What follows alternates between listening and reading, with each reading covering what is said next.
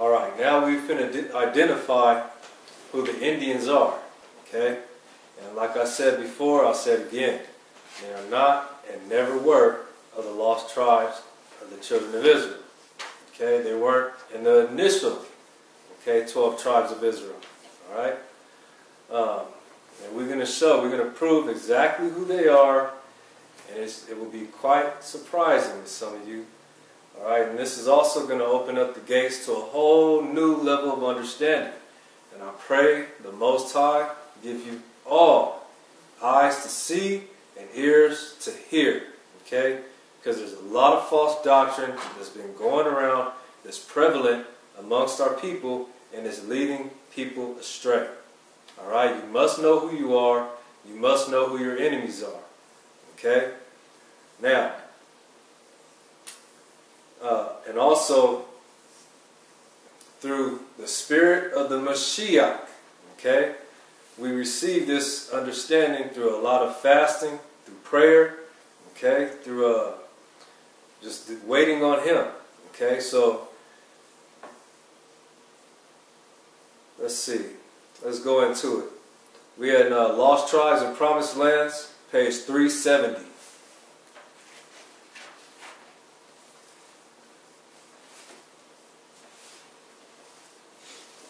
Start at the top or right there? Yeah, start right there. Yeah. Lost Tribes and Promised Lands by Ronald Sanders, page 370. For he maintained that most of the migrants were pure Tartars. Okay, most of the migrants that came into America after the Toltecs, he says that they were pure Tartars. Okay, Tartars, T-A-R-T-A-R-S.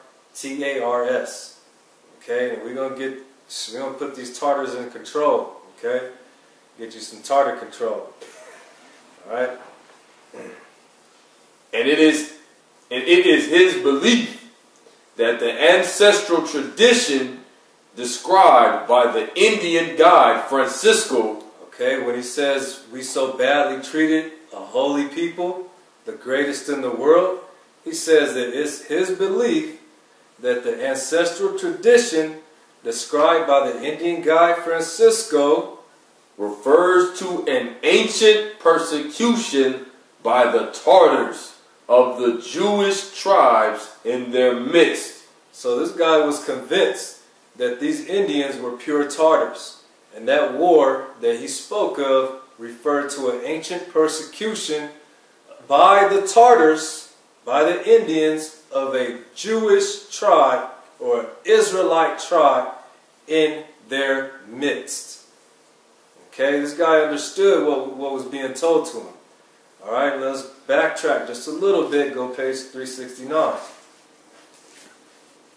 Page 369, second paragraph.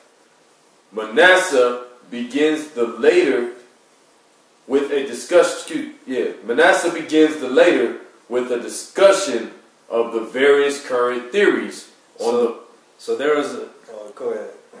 On the origin of the American Indians. Okay, there was a bunch of theories regarding the origins of the American Indians, just like there is today. Okay, there's a bunch of theories, all right? But we've proven, and we're going to continue to prove where they come from, all right? Now this guy says what?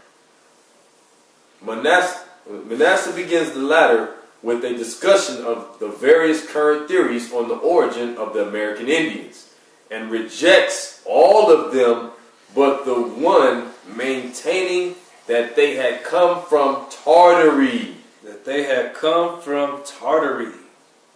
Over an ancient land bridge now covered by the Strait of Anian. Okay, also known as the Bering Strait. You're going to say it. A vague term in use then, long before the Bering Strait had become clearly known and named. For the narrow body of water conceived to be separating the extreme of Asia from that of North America. Okay, so this guy's like, yo, these guys are pure Tartars. Okay? and they came through the Bering Strait, okay, through a narrow land bridge, okay, that was separating, or they crossed a narrow strip of water over a land bridge that was connecting actually Asia, the east extreme of Asia, to the west extreme of North America. And to put it in a nutshell, this guy believed that they traveled through Mongolia, Asia, into Siberia, into Alaska, okay, through the Bering Strait. All right, and we're going to prove it. Go ahead. Manasseh, of course, considered migration to have occurred somewhat after the Assyrian conquest of the northern kingdom of Israel and the dispersion of its 10 tribes. So that's pretty obvious, okay? That migration occurred after the 10 tribes were taken out of their land. Okay, and we proved that the 10 tribes were here in America before this Tartar migration. Alright? Alright, here we go. We're going to get some more historical information regarding the origin of the Indians. Okay? We'll not call them Native Americans because they're not native to this land. Alright, and here we're going to continue to prove that they are from Asia. Okay, and we can refer to them as Mongol Tartars. Okay, Mongol Tartars. Alright, now this book, just go ahead and give them the title. Title of the book is America Being the Latest and Most Accurate Description of the New World by John Ogilby.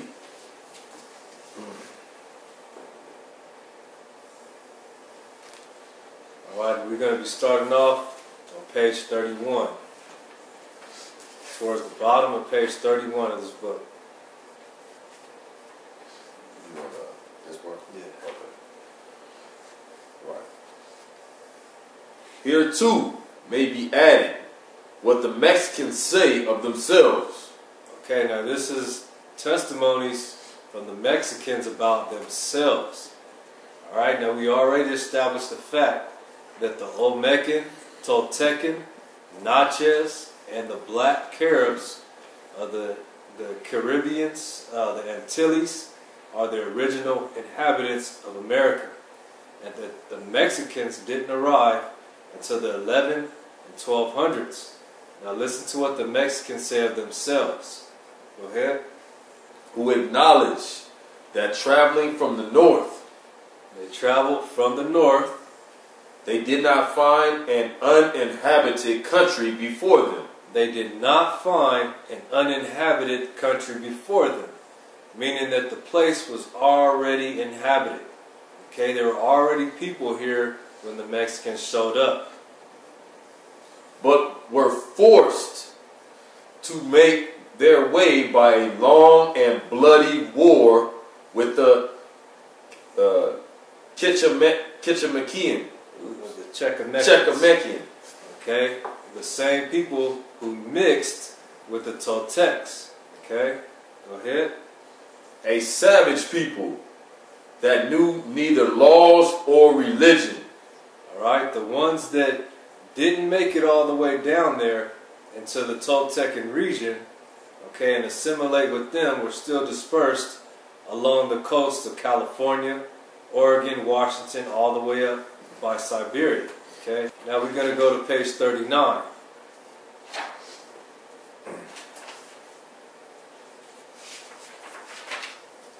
Page 39. The other out of Tartary. Okay, now we're talking about Tartary. Go ahead. The other out of Tartary, which certainly was the first nursery from whence the Americas were transplanted. Okay, now if you transplant something, you take it from one and you put it somewhere else. Okay, now it says that Tartary was the first nursery. Okay, the original inhabitations from which the Americans or the Mexicans were transplanted. So he's telling you that the Mexicans came from Tartary. Go ahead. Tartary or Tartary or Tatary, so called from the river Tartar, which runs narrow. Which runs through the country Mongol into the northern ocean. Covers a great part of the terrestrial globe.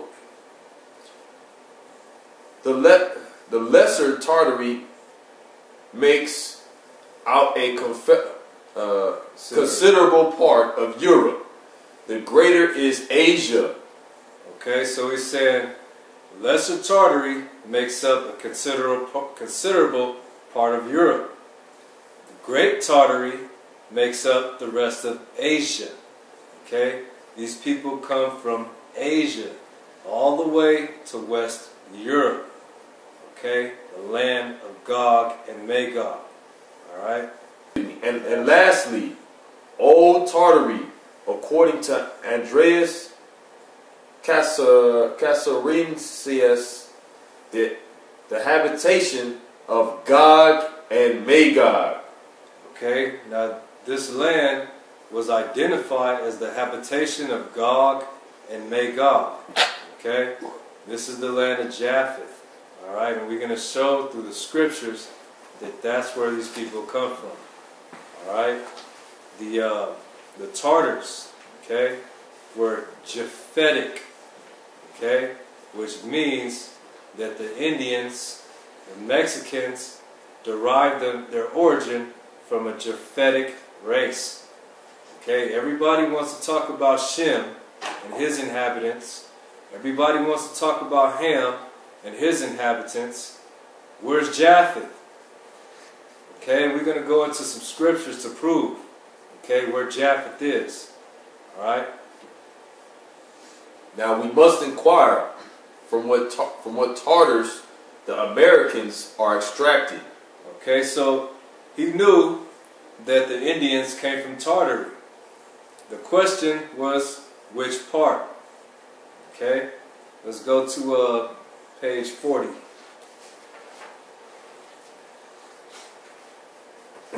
Page 40. So that Asia, the mother of all people, only remains to be implanter of our America. Okay, so he says Asia, okay, he calls it the mother of all people. Why? Because the Ark of Noah rested in the mountains of Ararat, okay, which is modern day Turkey. That's in Asia. Okay, so when the earth, after the deluge, was repopulated, the people dispersed from Asia. Okay, so that's the only reason why he's calling it the mother of all people. All right, go ahead.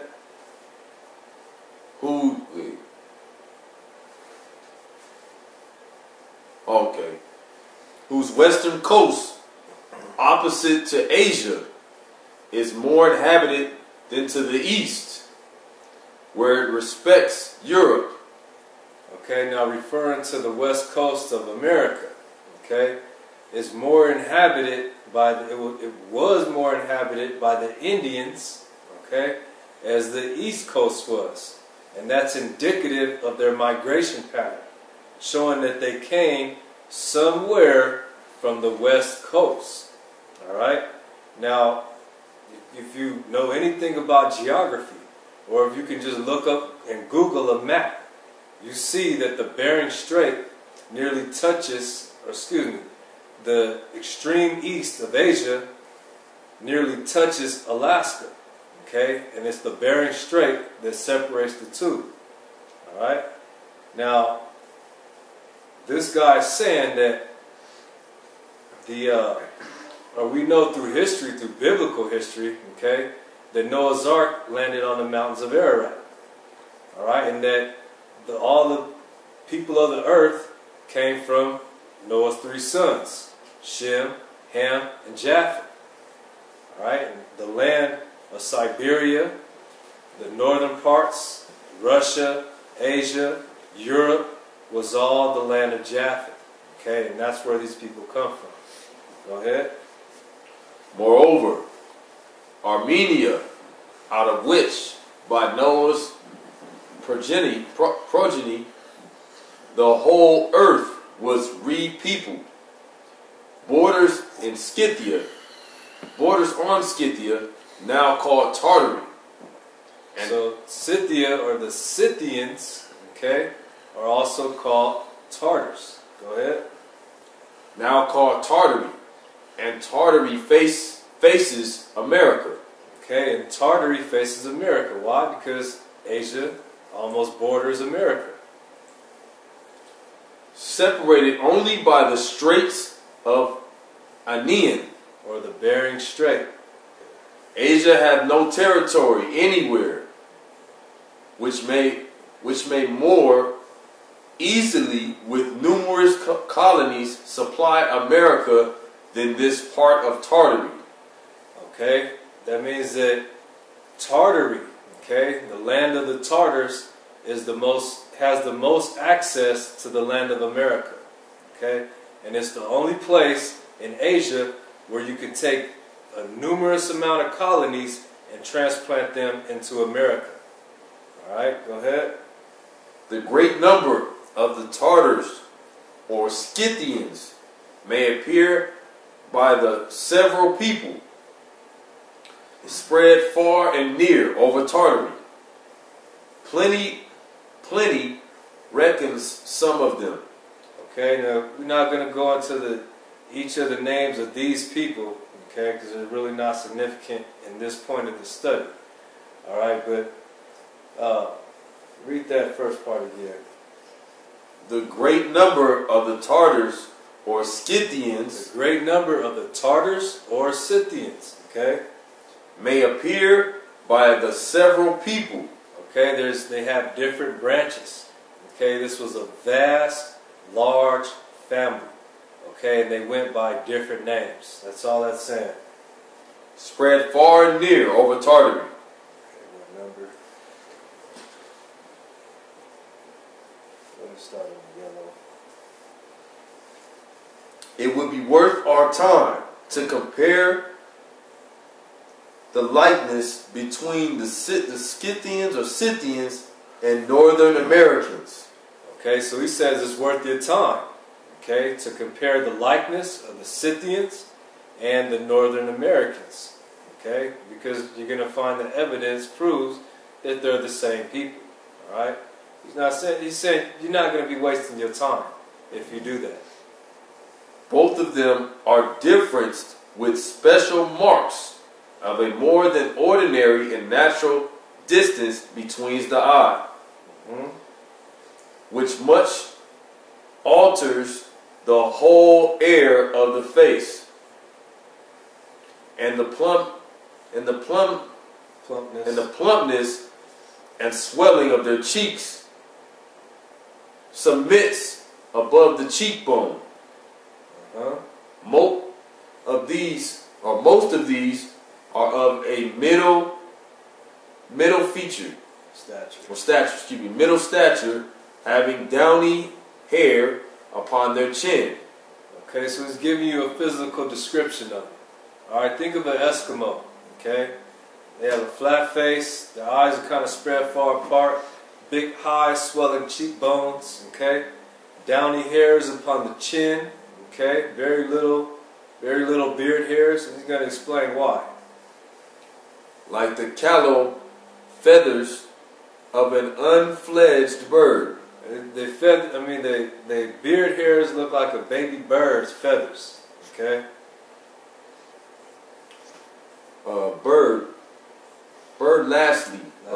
Lastly, as the Tartars, they differ amongst themselves in their customs. Yet several things they agree on with another, according as they are governed by others, and yet other princes, from some powerful and some weaker, according as everyone's power be more or less. The inhabitants of Lucasia bear so great a respect and stand so much in awe of their governor, that if commanded to leap from a rock and break their neck, they instantly obey. Okay, these are customs that the Indians and the Tartars have in common. Okay, you don't get these customs through, different nations. Okay, these are customs of the same people. Go ahead. The same is observed. Excuse me. The same is observed by the Tartars. The first king, Kangusta, commanded the 7 princes of his realm to murder their sons with their own hands, which they all readily performed. And Papa... Oh, I just want to make a point. Okay, imagine some Israelite brothers telling another brother to murder his 7 sons. Okay, you crazy? That's his descendants. Okay, that's his seed. All right. First of all, it's in the Torah not to murder. All right, you're gonna murder your own children? You want to tell me that's an Israelite culture? That these are Israelites doing that? That's blasphemy.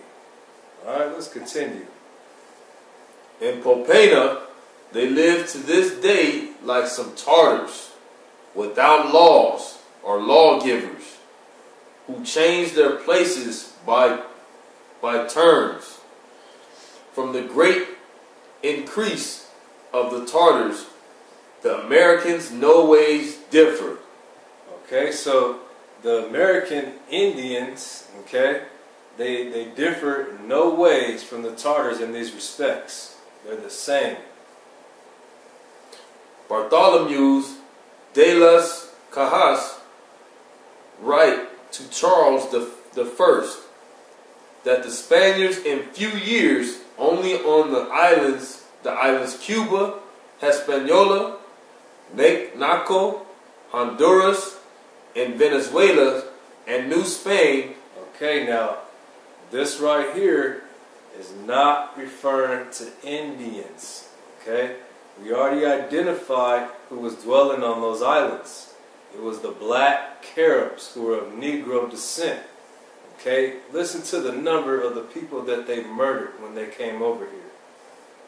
And New Spain destroyed above 2,600,000 men.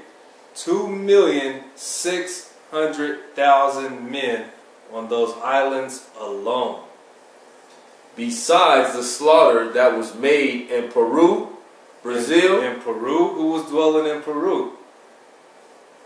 Okay, go ahead. Brazil, Rio de la Plata, and other places, which far exceed the forementioned numbers. Okay, so he says the slaughters that was commenced in Peru, Brazil, Rio de la Plata, and other places far exceeds the number of 2,600,000. Okay, that's how you can annihilate a whole nation of people. All right, it started with the Mexicans coming over here, and the Spaniards finished them off. All right, and the rest they sent into slavery. Go ahead. Polygamy is still in use, both among the Tartars and Americans. Now listen to what it says about these people. Okay, this is a custom of the Tartars, and this is also a custom of the Indians or the Mexicans, which we also proved in the book Crania Americana. Listen to this custom. Both acknowledge the immortality of the soul. Both like cannibals. Both like cannibals. Eating the sacrificing man's flesh. Eating and sacrificing man's flesh. Okay? How famous amongst the ancients was the altar of Diana in Tariqa. Cherasonius, where several men were daily sacrificed. Where several men were daily sacrificed. How delicate, according to Sabelacus, did the Tartars account their dishes. Sauced and served with human gore. Okay, the Tartars, they loved it. Okay, they tore it up, sauced and served with human gore. These are your Indians, okay, who you want to call Issachar and Gad. All right, no, they are not Israelites. Okay, we're going to continue to drive that point home. All right, go ahead. Strabo relates that the ancient peoples amongst it an honorable death. That the ancient people account it an honorable death to be chopped in pieces, and their flesh served up in commons. In commons, okay? So they thought it was an honorable death to be cut up in pieces and have their flesh served up to be eaten by their fellow men. Does that sound like an Israelite culture? I don't know, maybe to some, but so that means you need to pray for understanding. Okay, if by this point you still think these people are Israelites, you obviously have no understanding. Okay, and I pray that you guys can endure through this lesson. Okay, because it's gonna drive home. It's gonna cast away all doubt. Okay, who the Israelites are and who the Israelites are not. Go ahead. Those that die by age. Those that die by age. A natural death. Or die of a natural death. Are despised. Like malefactors. And as a punishment, according to their demerits, left in the open fields, a prey to birds and beasts. Okay, so I thought the scripture says to honor your father, to honor your mother. Okay? Man, they say if these people, the Tartars, the Indians, okay, when they get old, they think there's something wrong with them. And they just leave them out in the open field to be devoured by birds and beasts. Alright? That is totally against the Torah. Honor thy father, honor thy mother. Look out for the widow, okay, and the fatherless. Go ahead. Some delight in that loathsome gorging themselves with man's flesh. And they delight in gorging themselves with man's flesh. Others, on the contrary, not only detest humane, but all manner of flesh. And just so the Americans are distinguished, for although the Caribs, Brazilians, the inhabitants of New Spain, New Granada, Saint Martha, and others sacrificed and eat men. Now this is talking about the people that took over those lands. Remember, we got the historical reference that the Toltecas did not partake in that. Okay? These are the Indians that's doing that. Yet as many abhor and detest that odious diet and abominable custom. Okay, some of them liked it, some of them didn't. Okay? Go ahead, let's go to let's go to page 43. It's the last reference in that book, the green part. Page 43. Whereupon we may conclude, and we suppose without all peradventure. Okay, so he says, after all this evidence, we can conclude, okay, with our evidence without all peradventure, okay, that the Americans have absolutely their origin from Tartary.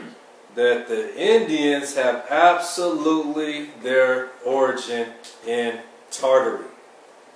Okay?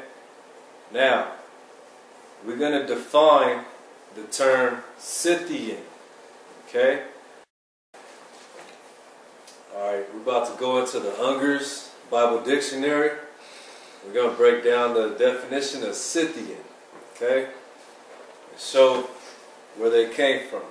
And then, after that, we're going to go into the Young's Bible Dictionary, Young's Compact Bible Dictionary, and get the same definition of Scythian. Alright, and then we're going to tie it in to the Tartars, okay, and show that they're one and the same. Unger's Bible Dictionary. Scythian. The Skolatai were fierce barbarians who scalped their enemies and used their skulls as drinking cups. Okay, these Scythians scalped their enemies. Okay, and we know some people who's going around scalping people. Alright?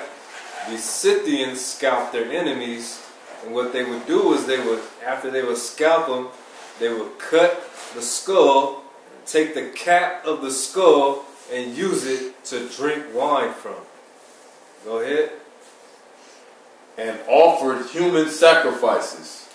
Okay, and they had human sacrifices. Now read the beginning of it right there. Okay. One of a nomad race. Okay, they're a nomadic race. Or collection of races. Or a collection of races. There was a bunch of them. Okay, large family with a bunch of different branches to them. Dwelling mostly on the north of the Black Sea. Dwelling north of the Black Sea, which is Asia. Go ahead. And the Caspian. And north of the Caspian Sea, which is Asia as well. Okay, now you'll find that place to be Russia. And we'll show how they got kicked out of that land and where they went to. Stretching thence indefinitely into Inner Asia. Okay, so this people dwelt from the Black Sea, okay, not just there, but the west of Europe, all the way indefinitely into Inner Asia. Okay, now we're going to get the Young's Compact Bible Dictionary for the same.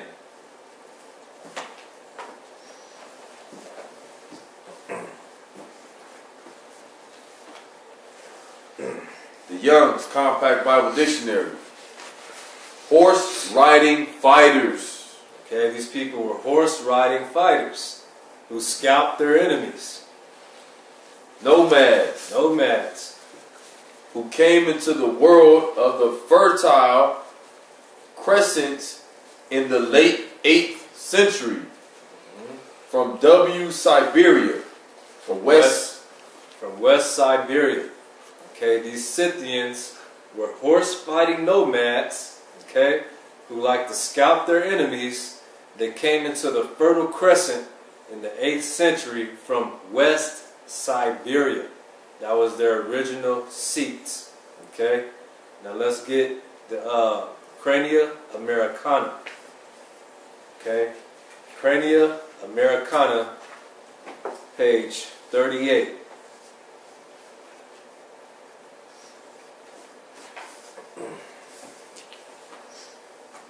Crania Americana, page 38, titled, The Mongol Tartar Family. Okay, so now, in this book, we're dealing with the forensic evidence, okay? Crania Americana, okay? The forensic evidence regarding the Mongol Tartar family. Go ahead. This vast family, which is called by the various names of Tartar, Mongol, and Scythian. Okay, this Mongol Tartar family, okay, this vast family, which is called by the various names of Mongol, Tartar, and Scythian. Okay, they are one and the same people. Go ahead. Now occupies nearly half of Asia. Key word. Okay, remember that word, that they dwell in Asia, that their original seats are in Asia, because we're going to go into some very specific biblical prophecies concerning the original inhabitants of Asia. Okay, like I said in the beginning, we're going to back all this up with biblical scripture, line upon line, line upon line, precept upon precept, precept upon precept, here a little and there a little. Okay, so this family occupies nearly half of Asia and part of Europe. And is composed of several branches speaking different languages, yet possessing a general resemblance in their manners and personal appearance. Okay, so they have different dialects of languages, but they still look the same. They still have the same manners, still have the same customs, and they look the same. Okay, now we're going to name off a couple of these people. Okay, there's actually, if you don't mind, just go ahead and read off all the names. They're highlighted in orange right there. The Finnish branch. The Finnish branch. Okay, and if you do research on them, you'll see that they're the original inhabitants of Finland. Okay, Finland. Right? Was it originally inhabited by the Tartars? Okay, Mongol Tartars or Scythians. All right. The Finnish branch are Tahudis, Finns, Ingrains, the Kermish. The Keramish. It says that the Keramish inhabited the province of Kazan. K-A-S-A-N. Remember that name. It's going to be very key in our study. Okay, Kazan. Modern day Kazan, you'll find out, is in Russia. Okay, in particular, it's Moscow. Okay, go ahead. The Mordvines. The Voltiaks. Vodiaks, who also inhabits the province of Kasan. Vogels. The Vogels. The Mongols proper. The Baratas, or Barats. The Burats. The Tartar branch. The Tartar hordes were originally derived from Great Tartary. From the West Territory between Siberia and the mountains of India. From the river Oriol to Mongolia. So he just gave the location of the Tartar branch. Okay? It says the Tartar hordes were originally derived from Great Tartary. Now where was that location at? From a vast territory between Siberia and the mountains of India. Okay? Siberia and the mountains of India. What do you have in between there? Mongolia. Okay? Now let's go to the next page.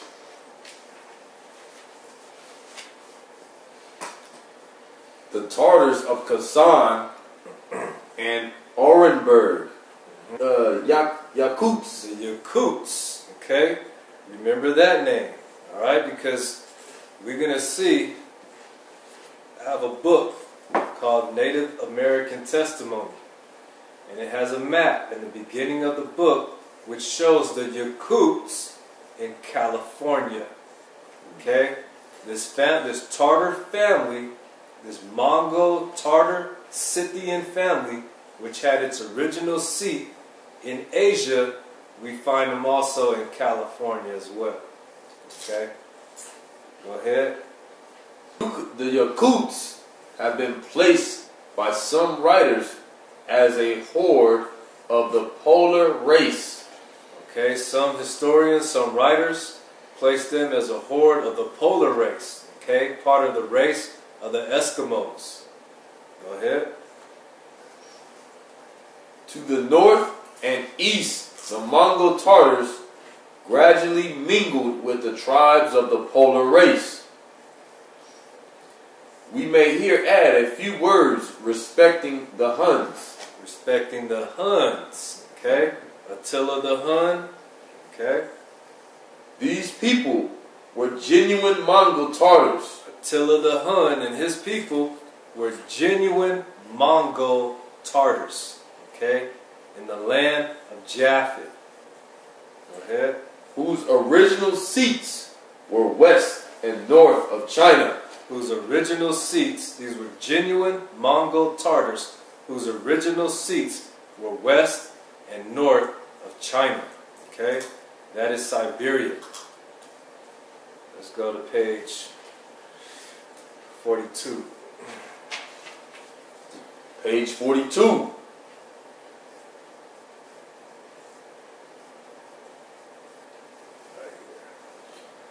The name Tartar was originally confined to a single horde. Okay, the name Tartar was originally confined to a single horde or a single family. Okay, and I have their lineage right here. Okay, they come from Tubal, son of Japheth. Okay, the name Tartar was originally from that one family of Tubal, son of Japheth. But what? Being derived from a distinguished Khan or chief. And in progress of time, this designation embraced all the tribes from the Oxus to the country of the Mongols, between whom and Europe the Tartars were interposed as a sort of barrier. The Mongols themselves occupied all the territory east of the Tartars as far as China.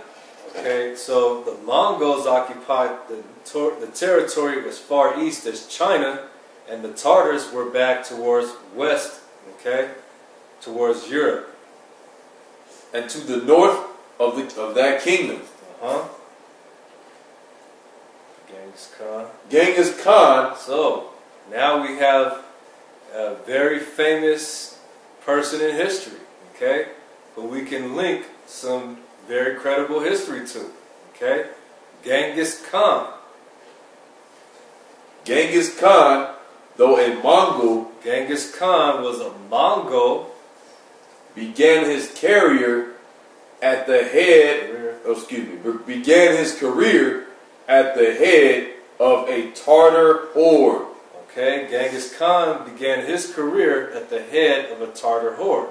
That's why they became known as Mongol Tartars. Go ahead. But his singular success soon combined both nations under his sway. The Mongols taking precedence, whence it happens that from the time the Tartar history begins to execute or excite attention, it ceases to be that of a particular nation. Okay, why? Because the Mongols were so prevalent, they were so famous, okay, for their cruelty and their wars, that the Tartars just kind of faded into the background, okay? But they were still the same nation. They assimilated each other. All right, they became known as the Mongol Tartars. Let's go to the bottom. All right.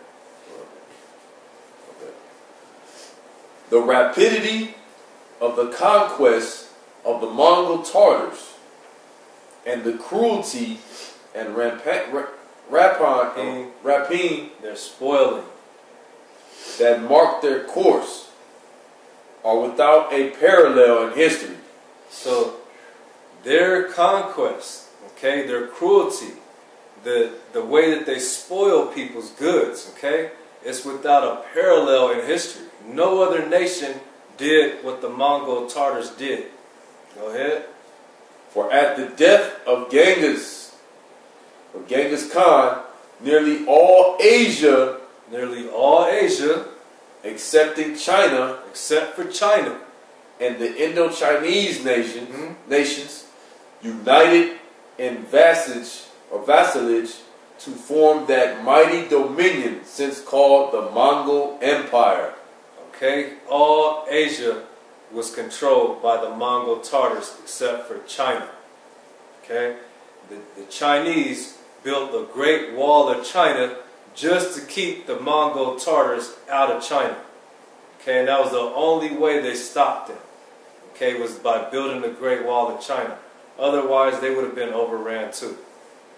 All right, let's go to page 63.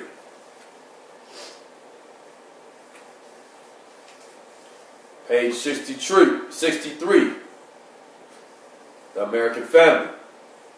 It appears to me, as heretofore indicated, that the most natural division of the American race is into two families.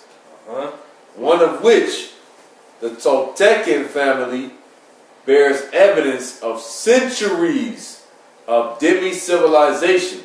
Okay, so here we go again, touching on the two different types of people that was in America. Okay, one, the Toltecan family, bears evidence of centuries, hundreds of years of civilization. Okay, they were a highly advanced, civilized people. All right, the Toltecans. On the other hand, we have the Indians. Go ahead. While the other, under the collective title of the American family, these are your Indians, these are your Tartars, okay, your Mongol Tartars that came over here, the Mexicans, the Aztecs, this is who it's referring to now. Embraces all the barbarous nations of the New World, excepting the polar tribes or Mongol Americans. Okay, so they try to put a difference in them, all right? But we know through DNA, through archaeological evidence, through the forensic evidence that they're the same people. Go ahead. Some writers, however, suppose even the Eskimo to be a part of the same original stock. Okay, you see? So he's like, look, man, there's people out there who will say that, okay, that these people are the same original stock. Okay, and that's what we're proving today. Partly because there is some resemblance in features. Their features are the same. Partly from partial analogy of language. Okay, their language is similar. And partly, again, from a determination to merge the American and the Mongolian. Okay, they knew that they came from Siberia, that they were Mongols. So that was their intent, to merge those people together. And we know today, through DNA evidence, that they all possess the Q haplogroup. Okay, that you can trace the migration of straight from Tartary into America. Okay? Hence, the Eskimo, especially the Greenlanders, are to be regarded as a partially mixed race, among whom the physical character of the Mongolian predominates. So the Eskimo, and especially the Greenlanders, are said to be regarded as a partially mixed race, okay? Among whom the physical character of the Mongolian predominates, okay? That means that you can go back and trace these people back to Mongolia, and they look the same as them people just on the other side of the Bering Strait, okay? Is that a coincidence? I think not.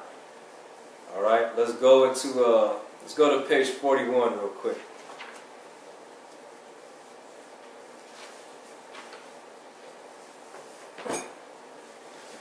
And and read that portion on the Yakuts.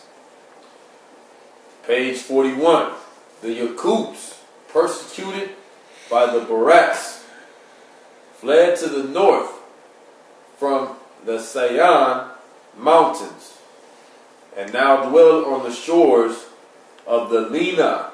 Okay, it says they now dwell on the shores of the Lena. Okay, the Lena is a river in East Asia. Okay, go ahead. In the government of Irkutsk. It is rare to see either short or tall persons among them, and in feature, as in language, they are both Mongols and Tartars. Okay, so these Yakuts, in features and in language, are both Mongols and Tartars. Alright, now we're going to, this thing is kind of small, so we're going to have to include it in the video. But in this book, Native American Testimony by Peter Nabokov, it has a map in the beginning of the book, in the introduction, where it shows the Yakuts all the way in California. Okay? It's the same Yakuts that we read of here. And we're going to prove it in this book, right here. We're going to go into it. It's called Overland Through Asia. Overland Through Asia. Pictures of Siberian, Chinese, and Tartar life. Okay? By Thomas Wallace Knox. Alright, page 361. Right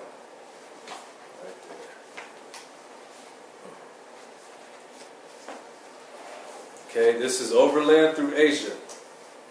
Pictures of Siberian, Chinese, and Tartar life. Alright? Page 361. Page 361. The Mongols are generally nomadic. The Mongols are generally nomadic. And consult the interest of their flocks and herds in their movements. Okay? This is just a little more evidence, okay, showing the habits of these people. Okay? They're generally nomadic. And they consult in the interest of their herds and flocks to base their movements on. Okay, so they basically they follow the herds. Okay, where there's good pasture, they go there. Okay, where there's good land for them to graze, they go there. Alright, now we know that the original inhabitants of America built great cities, monuments, pyramids, temples. Okay, they had all that little stuff figured out. They didn't have to follow animals around. Okay, they had knowledge of agriculture. Okay, these guys are hunter-gatherers, following the herds around. Alright, here we are, page 368 of the same book, Overland Through Asia. Pictures of Chinese, Siberian, Chinese, and Tartar life. Okay, page 368. We're going to get the original name of Genghis Khan right here. Okay. Page 368. About the year 1205, the great battle between Temujin and the sovereign then occupying the Mongol throne was fought a short distance from Urga. Okay, so this was a small skirmish. It was a civil war. Okay, go ahead.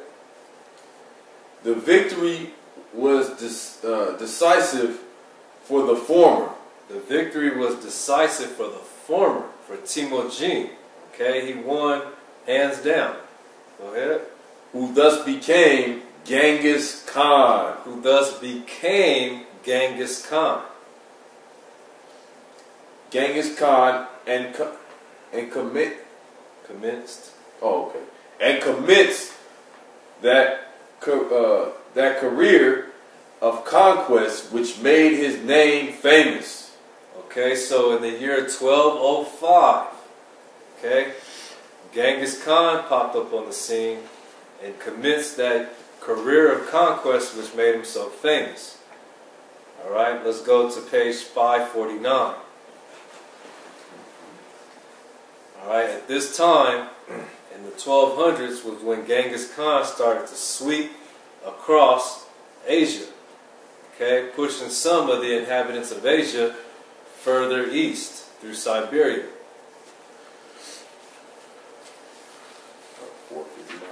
549. Page 549. Tobolsk. Tobolsk is on the site of the Tartar settlements of Siberia, from which the name of Siberia is derived. Okay, the name of Siberia was originally Sibir. Okay, and that was a Tartar settlement in Tobolsk. Go ahead. In the days of Genghis Khan, northern Asia was overrun and wrested from its aboriginal inhabitants. Okay, in the days of Genghis Khan, they swept across Asia and they took it from its original inhabitants. Okay? Tartar supremacy was undisputed. Tartar supremacy in Asia was undisputed until near the close of the 16th century. Until almost the end of the 1500s. Okay? Tartar supremacy was undisputed in Asia. Okay? Not even the Europeans had a foothold in Asia around that time. Go ahead. When the Tartars lost Kazan and everything else west of the Urals.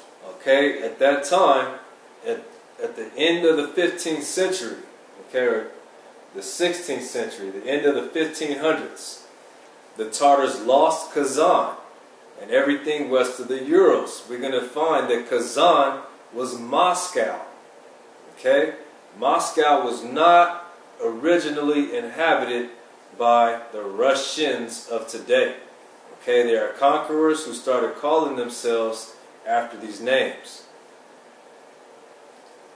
Alright, let's go to page 550.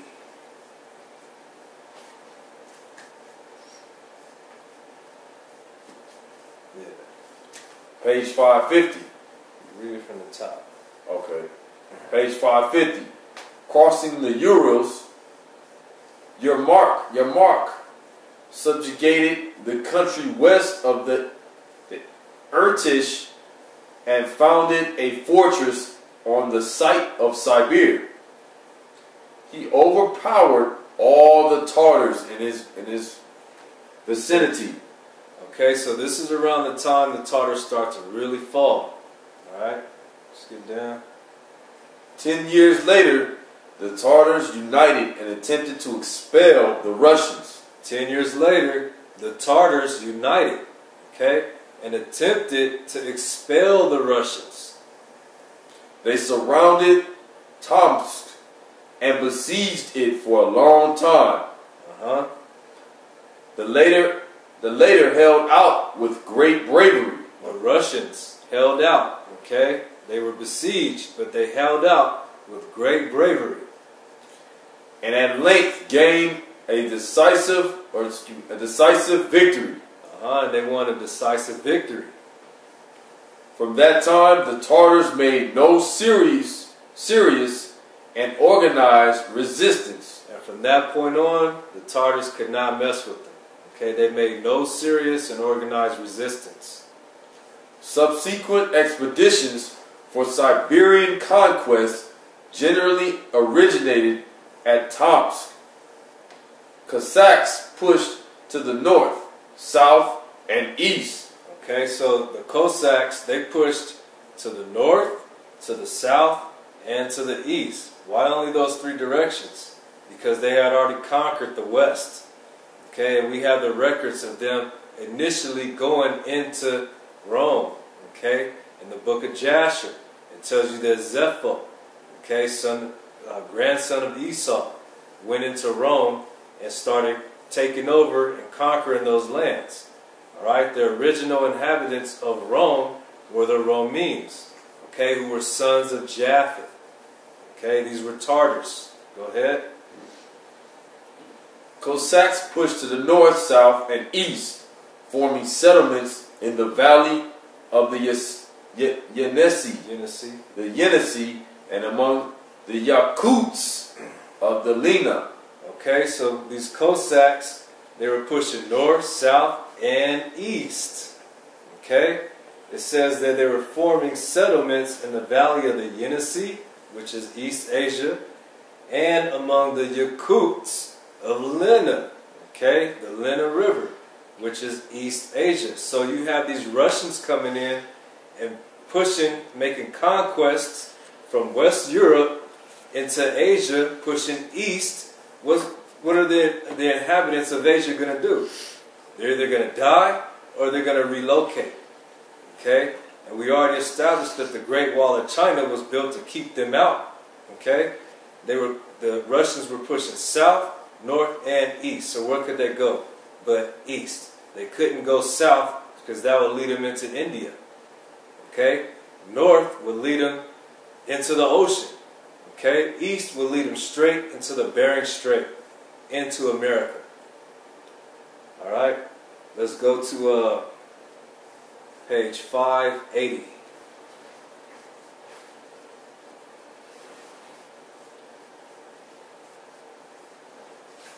Page 580. After leaving the Voltaics, okay, which we read off as being one of the branches of the Tartar race, the Voltaics. After leaving the Voltaics, we entered the country of the Tartars. So he says, we entered the country of the Tartars. Who what? The descendants of the followers of Genghis Khan. These Tartars were descendants of the followers of Genghis Khan, who carried the Mongol standard into Central Europe. Okay, so these people, what we know of through history, Genghis Khan had many wives, okay, and had many children. And a lot of the Mexicans today actually can link their DNA straight back to Genghis Khan. Okay? And these Tartars were his descendants. Okay? Let's go to page 586. Page 586. In the treasury of the Kremlin. In the treasury of the Kremlin of Moscow, which is in Moscow, the royal crown of Kazan is preserved. So they still have the royal crown of Kazan, the crown that the Tartars had. Okay? The Russians took that land and they still have the royal crown of Kazan to this day in the Kremlin at Moscow. The descendants of Genghis Khan founded the city and made it the seat of their European power. The descendants of Genghis Khan, it says, founded that city and made it the seat of their European power. Go ahead. Ivan the Terrible. This guy was a Russian. Ivan the Terrible. Ivan the Terrible determined to drive the Tartars from the banks of the Volga. After 3 severe and disastrous campaigns and a siege in which assailant and assailed displayed prodigies of valor, Kazan was stormed and captured. The cruelties of Ivan the Terrible were partially forgiven in return for his breaking the Tartar yoke. Okay, so he didn't get that name, Ivan the Terrible, for nothing. Okay, but his people, okay, Edomites, they forgave him for the atrocities that he committed in turn for breaking the Tartar yoke. So they're like, you know what? We don't mind what you did. We just happy that you kicked these people out of here. Go ahead. The walls of the Tartar fortress form a part of the present Kremlin, but have been so rebuilt and enlarged that their distinctive character is gone. Okay, so this was a Tartar fortress. Okay, the Kremlin in Moscow was originally a Tartar stronghold.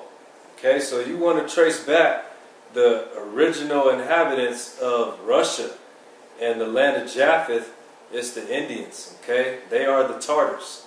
All right, that's where their power, their seat of greatness was at, not in America. They didn't show up in America till the 11 and 1200s. All right, let's go to page 606.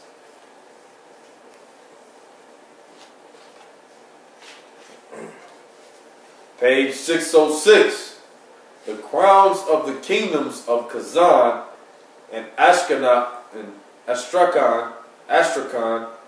point to the overthrow of Tartar power in Europe, while the throne of Poland symbolizes the westward course of the Muscovite star of empire. Okay, so here we have the Tartars mentioned and the Muscovites mentioned. Okay, we have their lineage. All right, right here. This is one book we have their lineage in.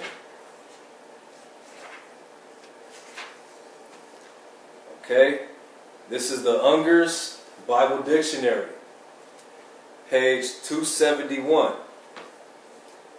Japheth, okay, son of Meshach, the Moskoi and the Muscovites, okay, came from Japheth, son of Meshach, son of Japheth, okay.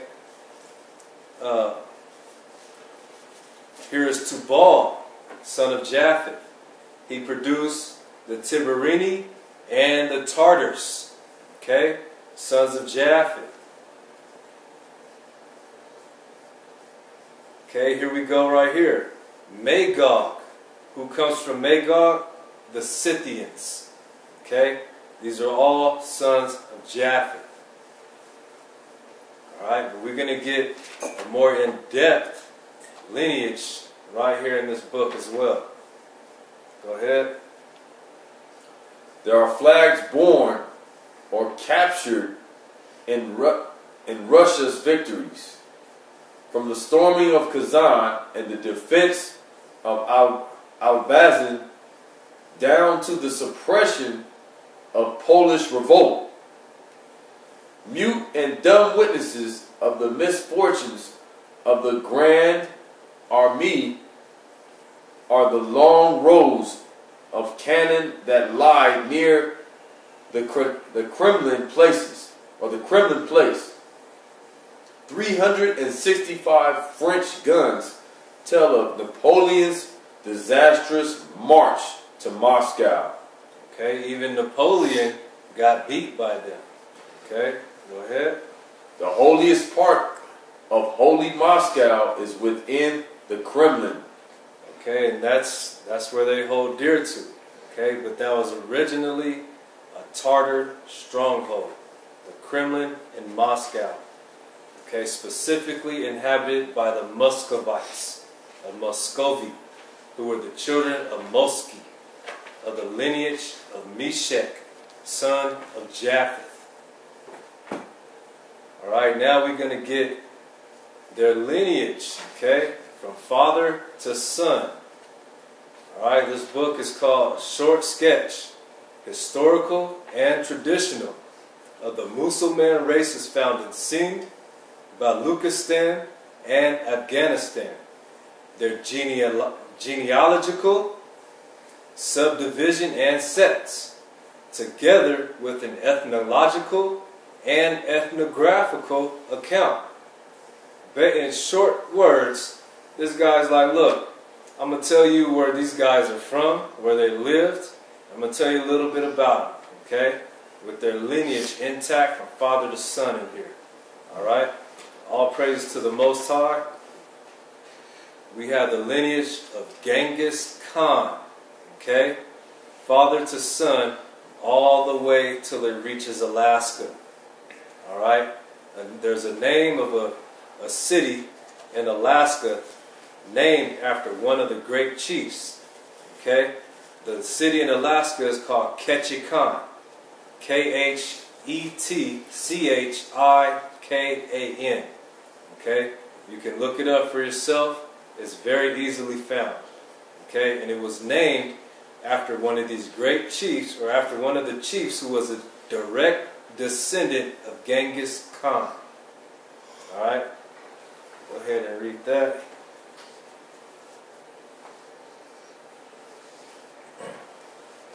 The Mongol tribe, or Mongol, the Mongol tribe.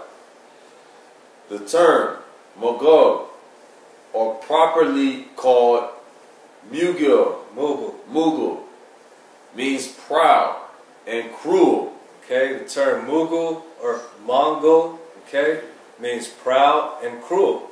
Okay, and there's a people in this earth who you can point to today who are still proud and cruel. And we're going to identify them biblically.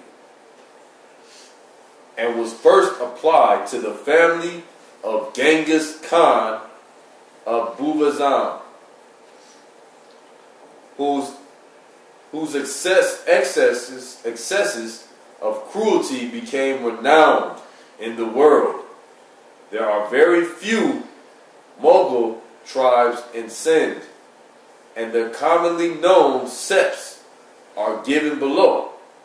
Okay, now we're not going to go through this whole thing, okay? It's 3 pages worth of father to son names, okay? We give the reference, okay? You can do your own homework and read it for yourself. Alright, this is page 7. We're going to go to page 10 where we find Ketchikan.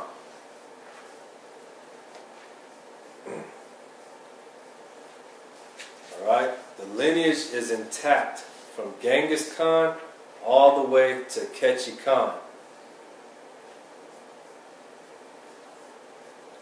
The second division.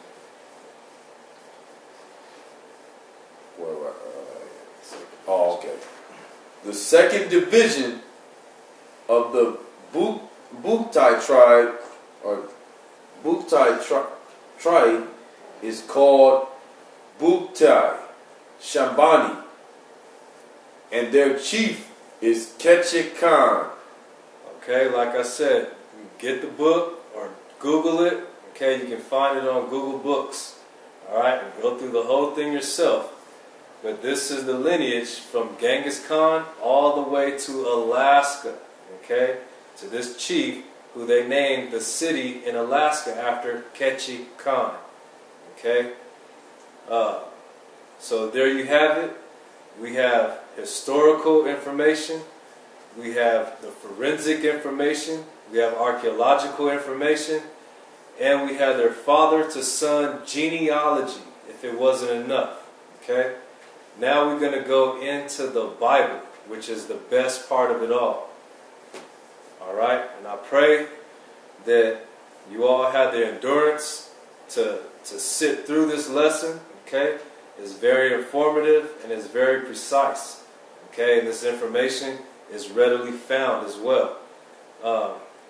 For those who have ears to hear, eyes to see, I pray that the Most High allow this message to reach you, okay, and that you take it to heart. And those of you who are teaching this false doctrine, okay, that the Indians are Israelites, that the Mexicans are Israelites, okay, we pray that you repent, okay, we pray that you receive correction, that you humble yourselves, and that you repent. Okay, and if anybody wants to debate about this, first go through every single one of these books and read this information for yourself before you say anything. Okay, because we did the study, we put in the man hours, and this is the conclusion, the proof that the Israelites are the Negroes dispersed around the 4 corners of the earth. Okay, and that the Indians who calling themselves Israelites, that the Mexicans calling themselves Israelites, the Indian derivatives, okay, are not the children of Israel and never were.